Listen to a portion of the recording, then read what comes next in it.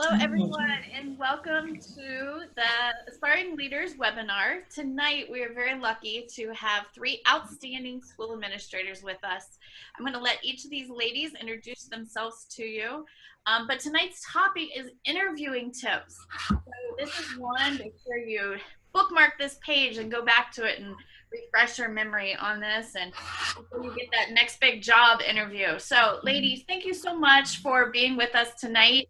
We have Asia Armstrong, Dr. Asia Armstrong. We have Karen Wood and Theresa Stager with us, or I hope I'm saying that wrong. Stager, but that's okay. Stager. They're going to introduce themselves and tell us a little bit about themselves and where they are. So, ladies, thank you so much for being with us. This is such an important topic, and I know we all have our notepads out ready to take notes because we all want that first leadership job this year. So thank you so much for being here. Thanks for having us. Absolutely. Do you want, Asia, you want to introduce yourself and start off? Is that Sure. how to proceed? Sure, I'll go right ahead. So good evening, everyone. I am Asia Armstrong. I am a principal in a kindergarten through sixth grade building in Central Ohio. This is my 9th year as an elementary school principal, but this is only my 2nd year in my current building. So I am not too far removed from the whole interview process. So I hope that I'll have some tips that I can share with you that might help you on your journey to the principalship. My name is Karen Wood. I'm the superintendent of schools in the Barnegat Township School District in New Jersey. I'm in my 7th year as superintendent. I'm in my 10th year as superintendent between 2 districts. I previously served as a principal and a vice principal. And I feel like even though I'm central office, that I'm still really connected to the classroom. I love education. I can't think of anything else that I would want to do. And I think interviewing is really, really essential because as you'll hear from my colleagues this evening, we think that hopefully through this webinar, we can provide you with some support in how to find the best fit in your next administrative job. And my name is Theresa Stager. I am an assistant principal at a 9th through 12th grade high school in southeastern Michigan, just outside of Ann Arbor. This is my 5th year as an administrator, my 2nd year in my current building, and I was a pre-K through 8 Catholic school principal before I came to the building I'm in now. So I have some experience that kind of spans some pretty different areas. So I'm really excited to learn from these 2 ladies tonight, as well as share anything that I can with you too. So thank you.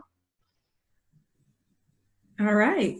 Well, Theresa, do you want to go ahead and kick it off then, since we're still on your screen, or what do you think? That sounds great. So we had a little Voxer group going earlier today, and just a little bit of kind of where we were going with this and what we wanted to cover. And I think we want to share with you the different things about interviews, how to prepare for it, what to do when you get in there, how to follow up, etc. But then a lot too of, the weird questions that we've heard, or some of the weird questions we've asked, or how to appropriately answer things, etc. So this will probably span a decent amount of information. But what we do want to share with you first, and I know Karen and I spoke a little bit about this at the beginning, and Jodie too, when we were in the Voxer group, was no matter what, top to bottom, front to back, however you look at it, it doesn't matter how well you do in your interview. If it's not a good fit, it's not a good job for you. And that is something that you need to know on both sides, because it can be heartbreaking to have an amazingly fantastic interview and not get a job, but not realizing it has nothing to do with your interview skills. It has nothing to do with the way you answer the questions. It has everything to do with the building that you're walking into, because you may have everything that they're looking for, but you may have the same personality as somebody they already have there, or maybe it's just not a good mix with the staff. So you need to know that so much of what we look for when we hire teachers and other administrators as well is how you'll fit within the culture of the district and the building, and how you'll fit with the staff. And if it's not a good fit for them, it won't be a good fit for you either. It won't be successful for anybody, and it's just difficult. So have that going in your mind too. Go in there with your best foot forward. But if it's not a good fit, or if you feel like it's not a good fit, then it's not the right job for you. Yeah. So I attended an ed camp a few years ago. And in that ed camp, there was someone who was there who was talking about fit and how we hear so much about that when we go to these interviews, and either you are or you aren't the right fit. And what does that really mean? And sometimes it's hard to really pinpoint it. But what I think is that when you go into an interview, the questions that they ask you are questions trying to find out who you are professionally and who you are personally. So you want to go in prepared to share as much as you're willing to about yourself as a person, because they're getting a feel for your personality and who you are outside of even the general duties of the job that we all know that we have to do. So you'll want to be prepared to go in there and open up and share as deeply as you're willing about yourself so that they can get a good feel for who you are. Some types of questions that you might want to be prepared for. Nowadays, the why is really big in our field, as you all know. So more than likely, one of the questions that you would be asked is, what's your why? Why do you do what it is that you do? You want to be prepared to answer that why question for whatever your why might be professionally when you're in that school building, as well as what your why might be personally. Some people like myself, I just have one why because I feel like it's difficult for me to separate who I am at work and who I am at home and the rest of my life. So it's just one, and that one why fits into everything that I do. But more than likely, you'll be asked that question, what's your why? What is your purpose? What drives you to want to be passionate about this field and enter into this position that is, quite honestly, very demanding, very stressful. There's lots of pressure that will be on you, but it's also rewarding at the same time. Another why that you'll probably receive or that you'll be asked is why you're leaving your current position, whether why you're leaving the classroom, why you're leaving a building that you're already in, why you're looking for the job that you're looking for. So that is something too you need to be ready for, because it's not always an easy answer. Right. I think one of the reasons that, or one of the things that you could do maybe prior to embarking on the interview journey, because, you know, if you've decided, you know, like Theresa said, to maybe seek another position, and you're lucky enough, like Asia said, to be in the presence of someone who's asking about your why, I would guess that maybe they're innovative or they're looking for somebody who's really looking to move education forward, because I think the why is super important these days. I don't know that everybody's asking it, but I'm really glad that Asia brought it up. I think it's exceptional. I think when you're researching the district and you notice that there are programs that you might be excited about, or things that you see that you could improve upon because you have a passion for a certain type of education, whether it's ed camp, like Asia said, or being innovative, or social emotional learning, or if there are certain key areas that you really feel connected to when you're doing your research, I think that those are really key components that when you get into that interview, that somehow you're able to speak to what Theresa said. Why are you looking, you know, why are you looking to be here? Why are you looking to leave your current district? I think there's a really particular balance there. You certainly don't want to speak negatively about your current role or your current supervisor, especially if you're in close proximity from one district to the next. You certainly don't want that getting back to, you know, your previous supervisor. But I think finding that connection is really important. It probably starts with those questions and really taking a good look at the website or at the performance data or whatever it is that you do to prepare for the interview, so that you know that when you walk in the door, you're prepared to ask a couple of the questions, you know, that Asia and Theresa just mentioned. Mm-hmm. Part two, also in kind of connecting what Karen and Asia were talking about, is when doing your research to look where you're walking into, be sure to check on Google it. You'll get the most up-to-date, most recent information. You don't know why the position's open. So be aware too that there might be a reason that the position is open, and that might be part of the fit of what they're looking for. So answer those questions honestly. Talk about your why, but do your research and know what you're walking into, so that you have an idea of what they are looking for and whether or not it really is a good fit. Yeah. I like what Theresa said about answering the question honestly. Here's something else that I've noticed. This has happened to me before, and I've also done this before when I've been interviewing people. be very aware of what you say and make sure that you say what you mean, because people often hold on to those notes that they take when they're interviewing you. And I've had people come back to me before and say, we remember when you said this in your interview, and we appreciate the fact that you are doing what you said what you would do. You are who you said you are. So just be very mindful of everything that you say. You want to be sure to not just go into the interview and use the popular buzzwords in education, because you know that those are things that are going to catch someone's attention. You want to absolutely mean what you say and show your true self, because back to that discussion about fit, as much as you want to be the right fit for the school, you want that school to be the right fit for you, because if not, it could make the job that you're entering into more difficult than what it already may be, just because, again, we know that the job is demanding, but it is still a wonderfully amazing job. Can I add something else in there real quick too? We're talking a lot about questions and answers. You might find when you go into interviews that there's going to be less opportunities for your canned type responses to questions. You will hear a lot about story. Tell me a time happened, or share a story that describes whatever it is that they may be asking about. Go in there with some real life situations that you've been faced with so that you can share that, because that gets people to know your heart as well. Less canned answers, make it very conversational. You want the people to feel like they know you and you're being your true self when you're in that interview.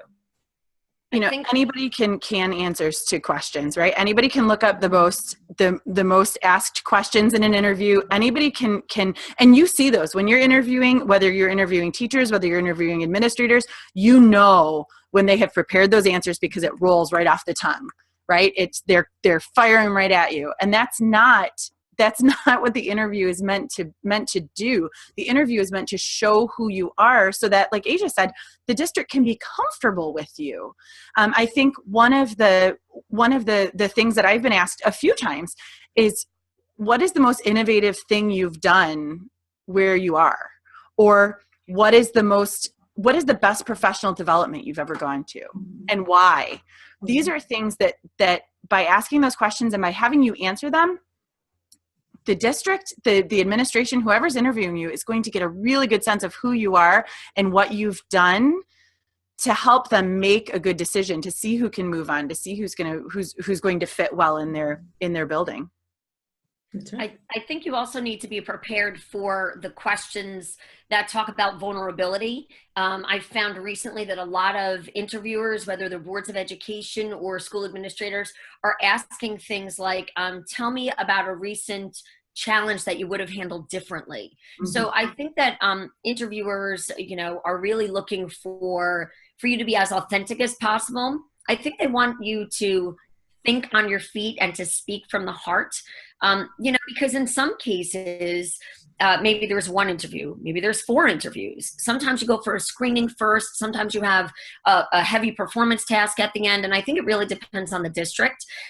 However, I'm finding a lot lately that you should probably be prepared for the question that you didn't think you were going to get asked. So I think that it's almost common these days that you'll find that interviewers are asking for you to be slightly vulnerable. They might ask about conflict. How do you manage a difficult staff member? Talk to me about school climate and culture. Remember, the way that you respond to those answers tells an awful lot about who you are and about how you might fit in with that staff. And I wanted to just piggyback for a moment on something that Asia said earlier about, I think, responding to people. The way that I like to think about it is to be really purposeful and to be intentional. So when you're responding to questions, I would recommend looking people right in the eye, which of course to do that. But take notes during the interview too, because I always ask for the question to be repeated so that I can write down the question. But sometimes I actually start to write down a couple of bullet points that I want to respond to, so that I don't forget it when I start to speak to the panel of interviewers, because your mind can go somewhere else. Somebody could ask another question and you don't really want to get off topic if there's something that you want to share, and you want to make sure that you answer that question. I think if you leave and the panel is saying, oh, well, you know what, she never answered that question. You want to be able to give, I think like Asia and Theresa said, as much information as you can so that when you leave the room, they get a true picture of who you are and how your skills and talents are going to benefit the rest of the staff. And I think it's okay to even ask, did I answer your question? Did you get all the information that you needed? Because sometimes we get nervous in those interview situations, or we may feel like we're talking too much, or we're rambling, or maybe we get going good with the question and we forget the original question that they asked. So it's always okay to ask if they repeat a question, and then to ask them very directly, did I answer your question? Did you get what you needed? Because if not, they may tell you that and they can rephrase it so that you can get back to what it is you wanted to say. You just don't want to ever miss out on the opportunity to express your best self because you forgot the question that they asked you, or maybe you didn't quite understand it. And so if you're ever unsure, I think it's always okay to ask, because that shows some vulnerability too, to what Karen was speaking of. Yeah, it's about being transparent and being okay with failure, with being open to failing. Now we're focusing on making sure that our teachers are okay to fail. So we have to show that we're not only too good to ask the questions, but that we can look back and say, yeah, this, I didn't remember this. Karen, that was a great point about writing things down. I do the same thing, because when you're in an interview, it's such a high stress situation that the last thing you want to do is forget what they've asked you. And a lot of questions now are multi-step, or they're asking for something. So while they're asking the question, write down what they're asking for and make sure, just like Asia and Karen both said, sum up at the end and say, did that answer everything that you were asking? Did I miss anything? Is there anything you want me to elaborate further on? Mm-hmm.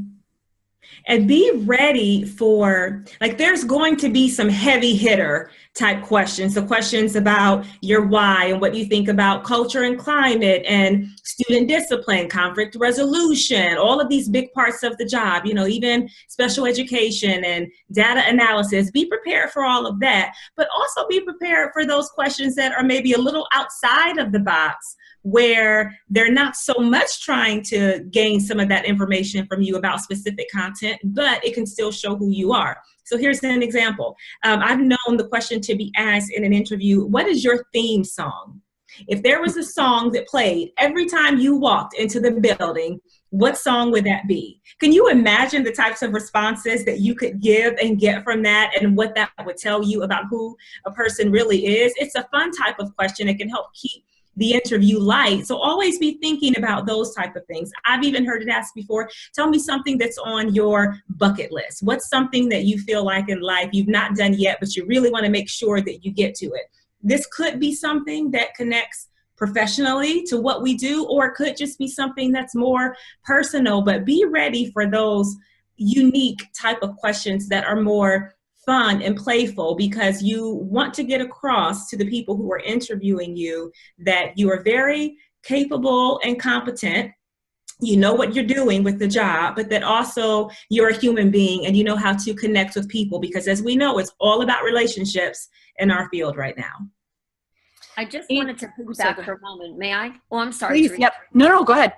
On something that Asia said, it just triggered a memory, right? We start to think about all of the different interviews, maybe we've sat on. And years ago, I was on a panel. I was serving as a vice principal, and we were interviewing a teacher for the other vice principal position. And I think the question was something like, what do you like to do for fun, right? A very simple question. And mind you, this is probably 15 or 17 years ago.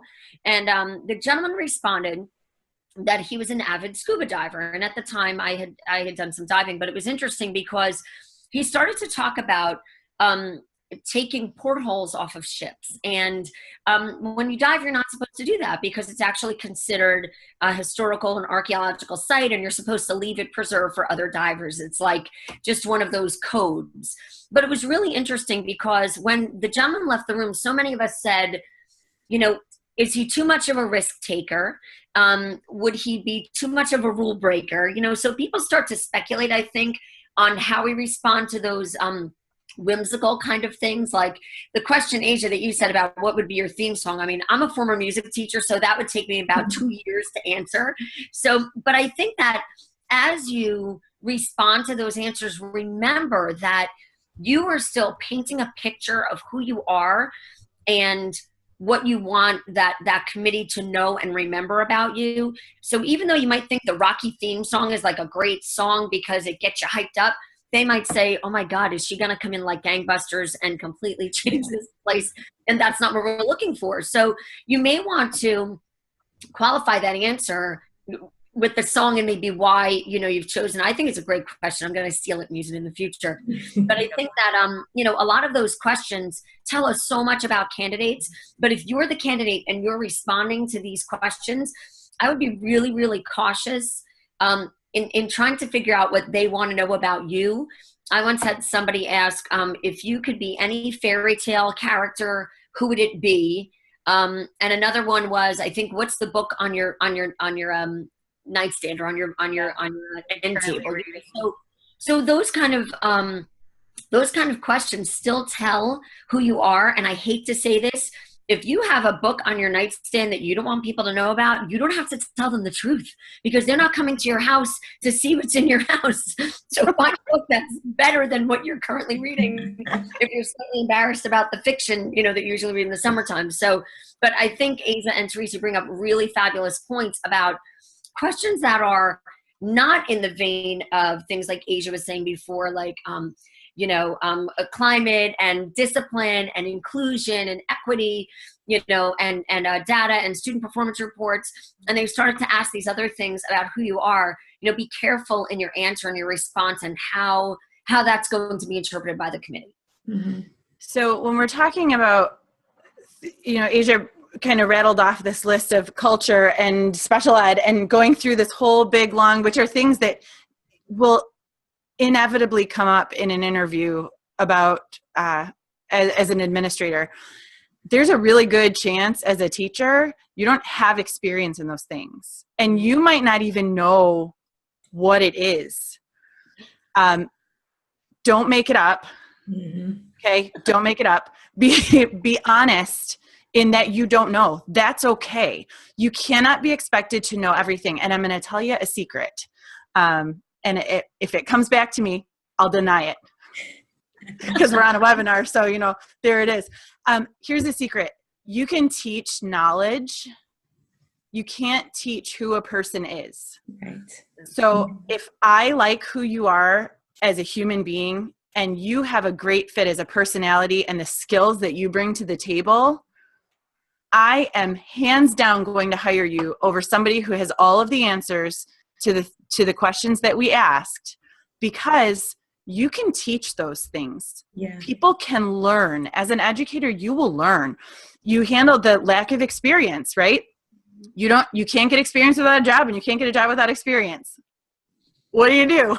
Right? Mm-hmm. It's just how it goes. Now, there are people who are looking for teachers to come into AP jobs. It's a great place to start, but you have to be honest about what you know and what you don't. And if you have never sat in an IEP and you don't know anything about 504 plans, but you have worked with some students who are EI, you've worked with kids who are ADD, your son has ADD, whatever, find some information, but don't make it up. If you don't have any experience, you don't have any experience, and that's okay. But be honest in what you know and what you don't, because that, number one, speaks to your integrity and to who you are. And number two, it may be a weakness of yours, but it may be a strength of somebody who's already there. So if you're hiring, like Karen was saying, of the other AP, right? I'm an AP and there's another AP. I may not have experience with special ed, but they may be really, really experienced in it. So this is not such a concern for you, but maybe you have some experience that moving forward will help us moving on. It's it is hard to keep hearing. Jodie just said, we went with the candidate with experience. I did this. I interviewed what felt like forever before I got a job. And it's true, because a lot of times they do, but you will never know what people are looking for until you get into the interview. So you just have to, for every 10 interviews you go on, one of them you'll move forward. Mm-hmm. Right? It's a big number and it sucks. It's a huge number and it's a lot of hope and it's a lot of effort. But but you have to remember that you'll get there. And the more interviews you go on, the better you get at it and the more comfortable you get at it. And every one of them is a learning experience somehow. Mm-hmm. So, and just because they said no now doesn't mean it's not ever. Mm-hmm. I didn't get the first job I applied for in the district I'm in. Yeah, I love that, Theresa, about being honest and don't make it up, because the people across the table from you will know if you're just giving them fluff and if you're winging it. But this is another good place where research comes in hand. So I remember going to an interview for a principal position, and they were asking me questions about all these things that I just did not know because I didn't have the experience with it. And I was honest, as Theresa said, and I said, I apologize. I don't have an answer for that question right now. But then this is what I flipped it back on them. It was awesome. I said, but I looked at your mission and vision, and what you said you seek to do is to hire, train, and retain administrators. So I am that girl that you can hire, train, and then retain me, and you can get me to, where you want me to be. And I think people were so very impressed by that. Now, complete honesty, I still didn't end up getting the job, and it was okay. There was a reason for that. But they did tell me later they were very impressed with that answer, that I didn't try to make it up. I was honest about what I knew and what I didn't know. It showed them a lot about who I am as a person, because I did get a job in that district. It just wasn't a principal's job at that time. And then it showed that I had done my research. I knew what their vision was for the school district and what they were looking for. So there's always a way to get around questions that they ask that you don't exactly have a direct answer for. But I agree with Theresa. Don't make it up and just be honest, because remember, those words that you say could come back around to you later on, because people remember what you say in those interviews. The last thing I was going to say on this whole topic, because it's really such an interesting one, is that, remember, this is the career of education, right? We're in education. So, we should never stop learning. We are all lifelong learners, we hope, right? I mean, the reality is no matter how long we're in education, or I think, Asia, you talked about your why being who you are as a whole person, right? As not just a school administrator, but I'm guessing, as a mom and as a woman, that we're constantly learning. And I think that that's really the most beautiful and wonderful thing about school, right? So what happens when you're in the interview and you don't have the answer is that you're willing to learn, and that other skills that you have, this might be the time to bring them to the table. That you're highly organized, that you're a really quick learner, you're an excellent listener, you communicate well with others, you look forward to having a mentor in that particular school district, you look forward to connecting to people with experience, right?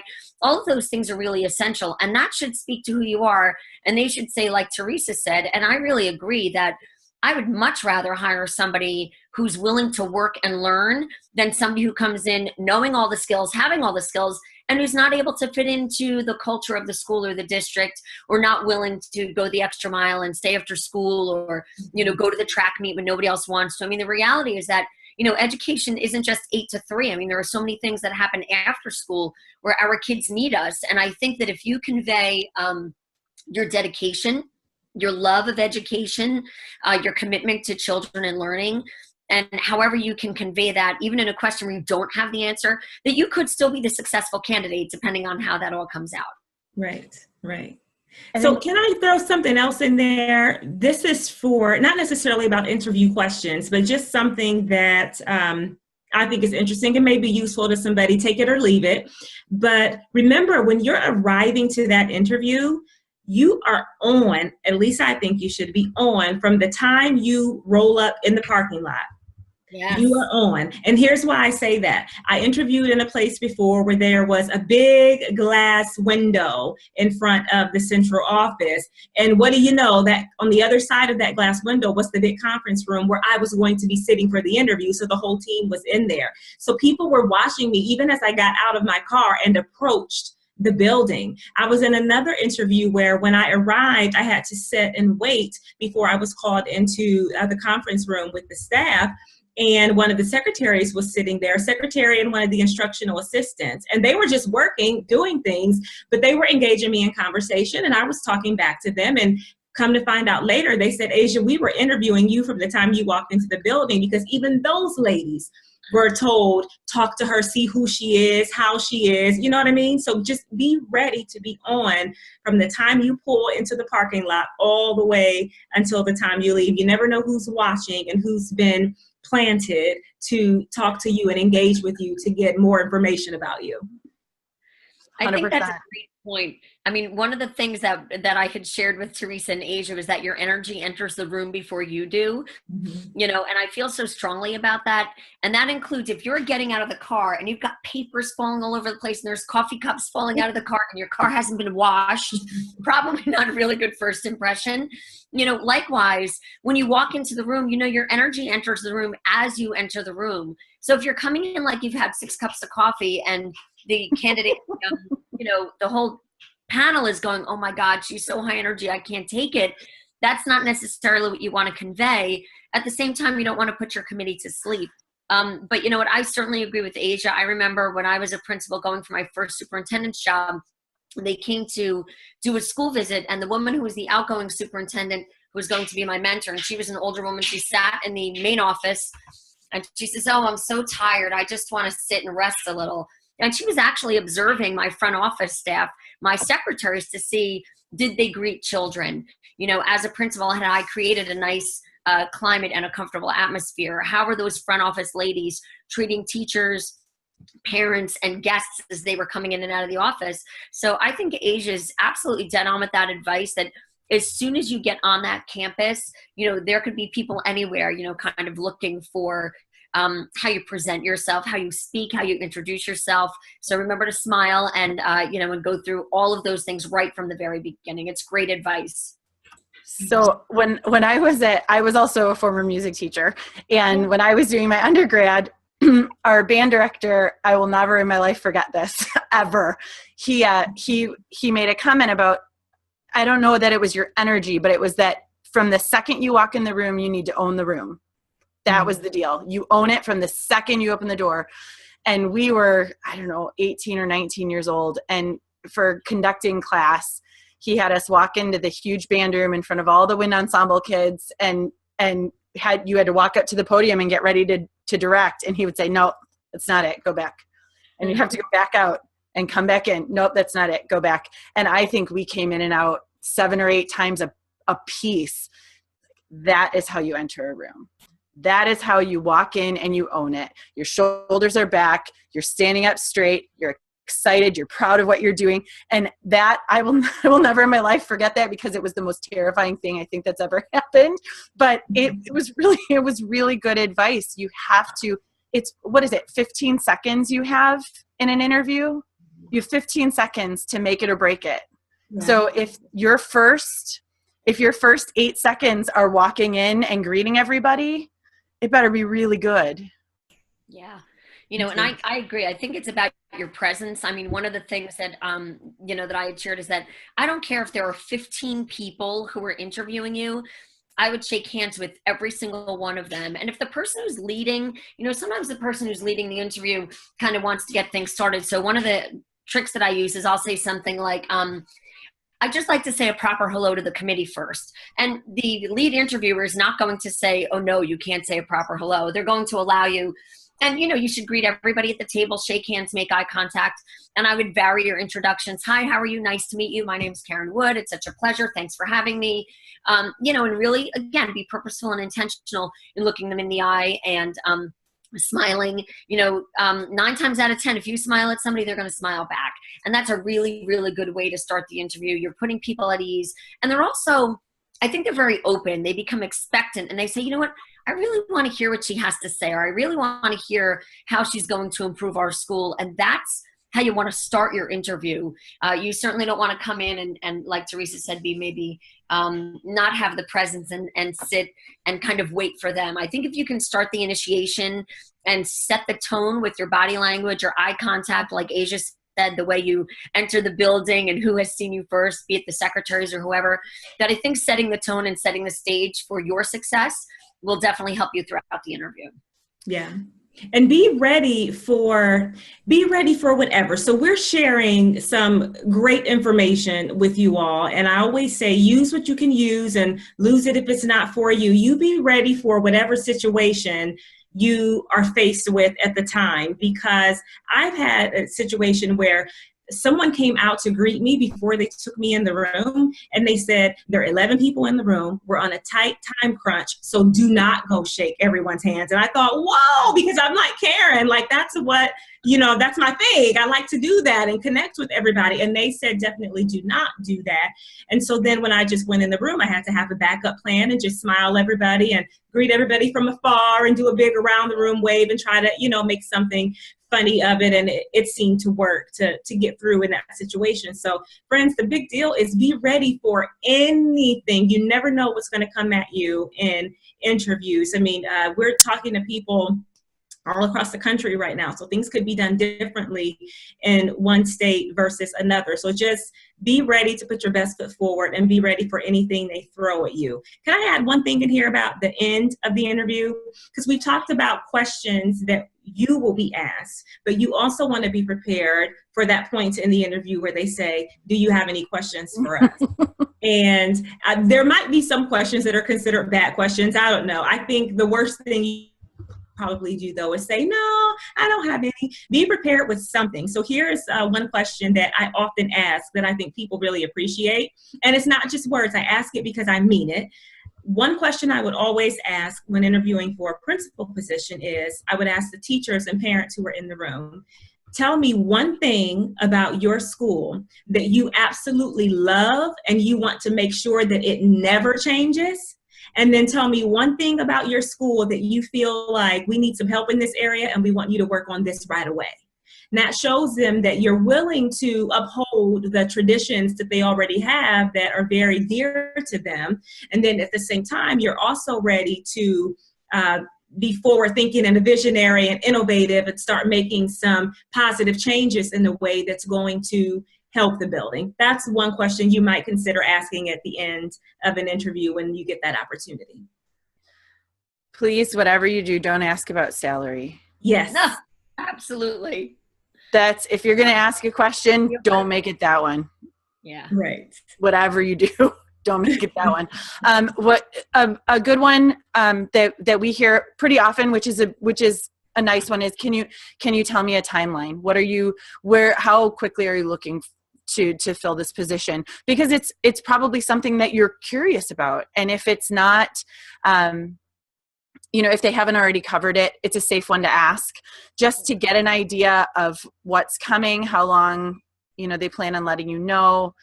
But Asia's, that's one that I often ask too, is usually the positive part. Tell me one or two things about your building that you absolutely love, or something about the district that nobody might know, but is your shining star, something like that. And because they get so excited.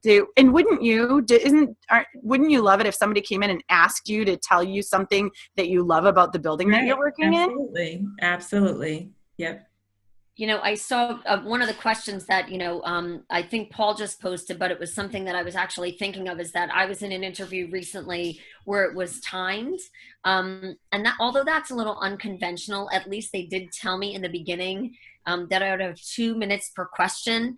Mm-hmm. I felt like I spoke really quickly, but I did get to go back for a second interview. So I guess I did okay. But, I think that that's a really challenging predicament to be placed in. However, I think if you have 2 minutes, then I would go back to the strategy I shared earlier of listening to the question, writing down as much as you can, and making bullet points of suggestions so that when you're answering, if you've only got 2 minutes, for example, that you are hitting it out of the park and getting everything, to that panel so that they can remember that you answered the question. And so that you were, really intentional in getting to the core of that concern. Mm-hmm. Jodie had just posted a question in the chat asking what our ideal candidate would bring.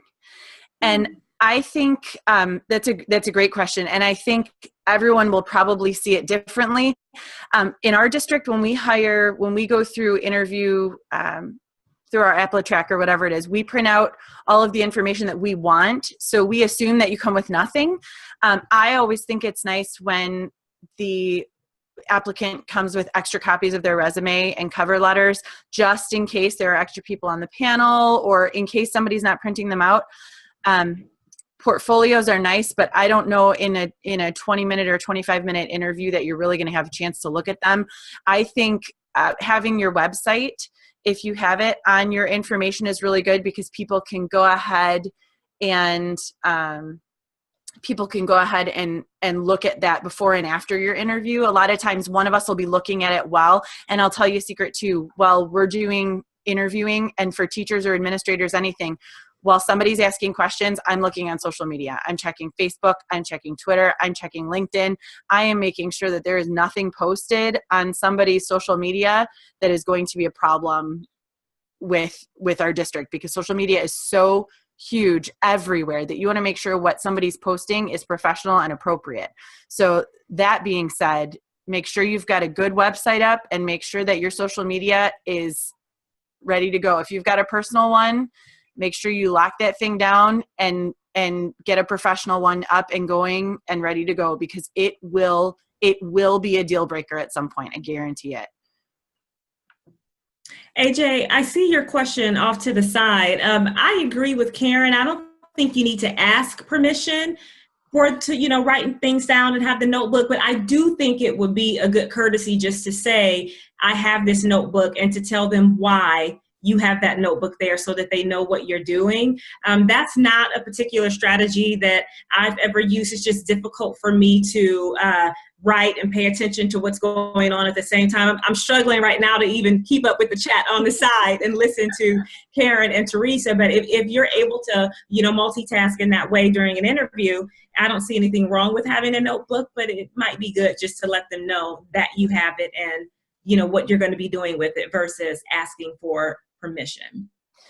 Tamara, this comment that you just wrote in the chat breaks my heart, because it was the one. I can't tell you how many times I sat and I had like breakdowns over that. The question is, how do you get through AppleTrack to even get the interview?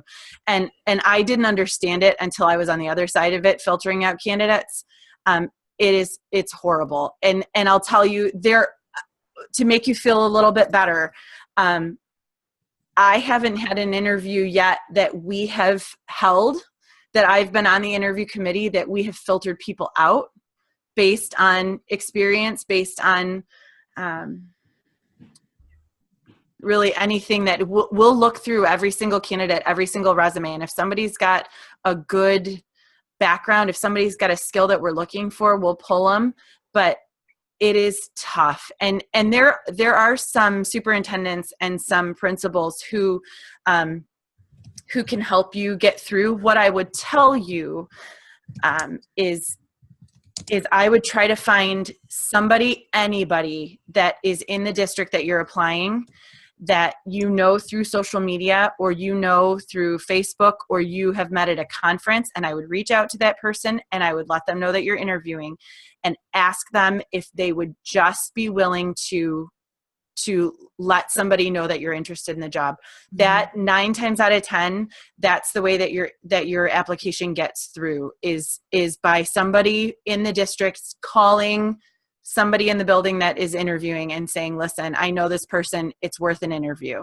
And if you can just get an interview, then it's all you. And that's all that matters, right? Because if you're not a fit, it doesn't matter one way or the other, but you just have to get that interview. And honest to goodness, the best way that I've found is to reach out to somebody, even in the district, maybe not even the building, but just find somebody that or even a superintendent in the area who knows the superintendent in the district, or just find any connection you can and go through it that way. I don't know, Asia, Karen, do you have any better? No, I agree with that. Of all of the principal interviews that I've had, there's only one that I got the interview just based on my resume and application from AppleTrack. That's it. Every other interview that I've had has come because I spoke with someone, or someone knew me and mentioned my name. Even when you go into interviews, I'll even throw this out there. I interviewed in one place at one point and did not get the job at that time because I wasn't what they needed for that building. But another position became available 2 years later, and someone who was on that interview committee said, hey, this Asia Armstrong might be worth looking into. And that got me an interview at that point. So don't take for granted any of the interviews that you do get. But to your question, Tamara, about getting past AppleTrack, it is good to reach out to people and know people to help you get past that point. So I know that we have to start wrapping up. I'll give a final thought on this, this topic. I agree both with Theresa and Asia. A lot of times for superintendent positions, at least now in New Jersey, they're using a lot of consultants. One consulting firm I'm not particularly fond of. A couple of others I do much better with. So sometimes I'll send my documents directly to the board president, vice president, and the business administrator, and they will usually take that information and pass it along to the full board, mostly because they're obligated to. I think the other thing is that, when you talk about the interview experience that Asia just shared, I had a similar one as well. I think that when you're ready, you should interview for anything and everything you possibly can.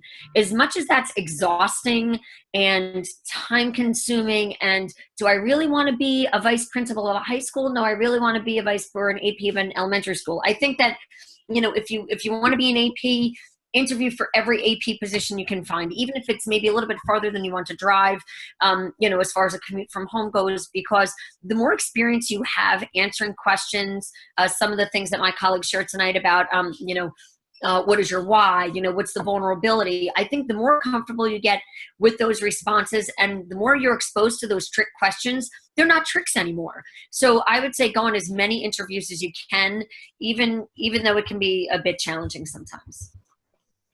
And sometimes you have to be willing to apply for a position that maybe isn't what you're looking for. I know I applied for Dean of Students positions.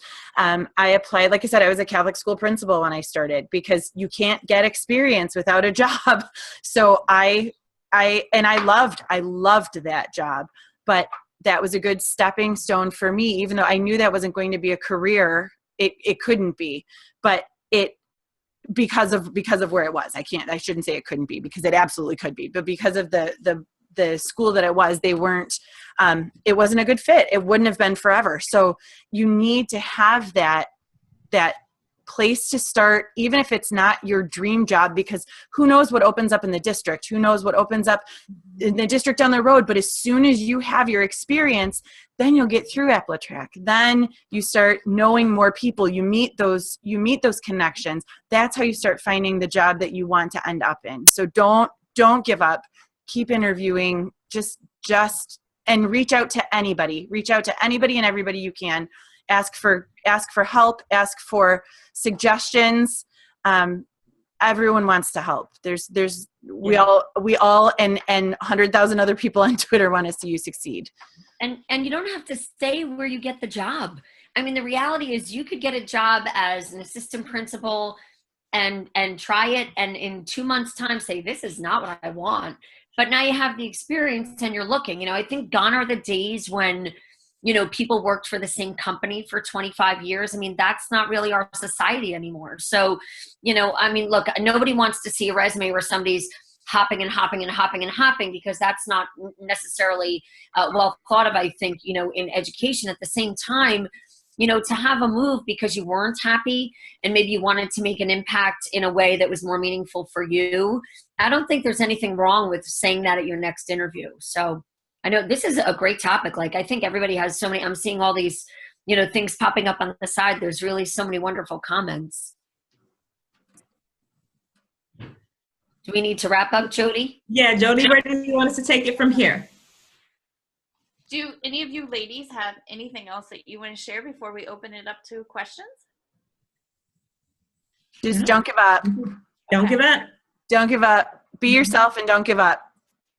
I agree. It'll happen. Well, I want to thank the three of you. This is amazing, and I'm sure, you can see how many people are on tonight. Just wonderful information. Thank you, thank you, thank you. You're all experienced principals, and I'm sure everybody on here tonight, knowing all of these three ladies, you can reach out to them. If you look at the website, all their Twitter contacts are on there, and at the end of this video, their Twitter contacts will be on the end of that too. So I'm sure that they would be more than willing to help, knowing them. But thank you very much for being here tonight. We appreciate you and all your experience. So thank you, ladies. Thank you, Jodie. This was super. Oh, Yeah, a lot of fun. Thanks, Jodie.